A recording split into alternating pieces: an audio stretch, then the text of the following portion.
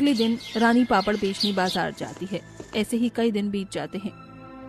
कितना आवाज लगा रही हूँ मैं लोगों को, मगर कोई भी मुझ गरीब से पापड़ नहीं खरीद रहा।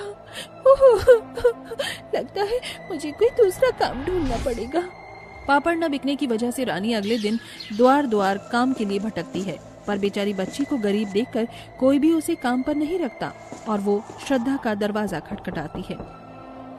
नमस्ते मैडम जी, मेरा नाम रानी है। आपके घर में कोई काम है तो मुझे रख लीजिए। 8 साल की मासूम रानी की स्थिति को देखकर श्रद्धा को उस पर दया आ जाती है और वो उसे काम पर रख लेती है। रानी जैसे ही अंदर आती है तो उसे बड़ी गर्माहट मिलती है।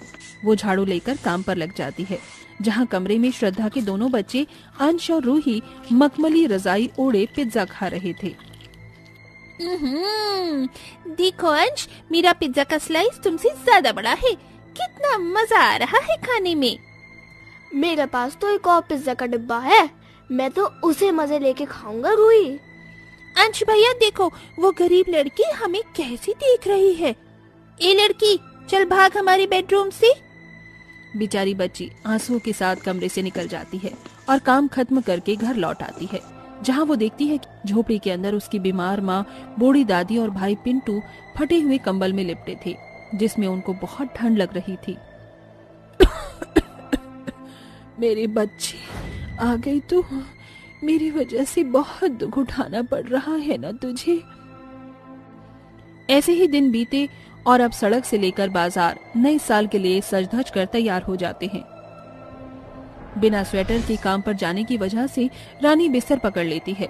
ऐसे में वो गरीब बहू हिम्मत जुटाकर खुद काम पर जाती है, जहाँ श्रद्धा का आलीशान बंगला हर सुख सुविधा से भरा था। तुम कौन हो?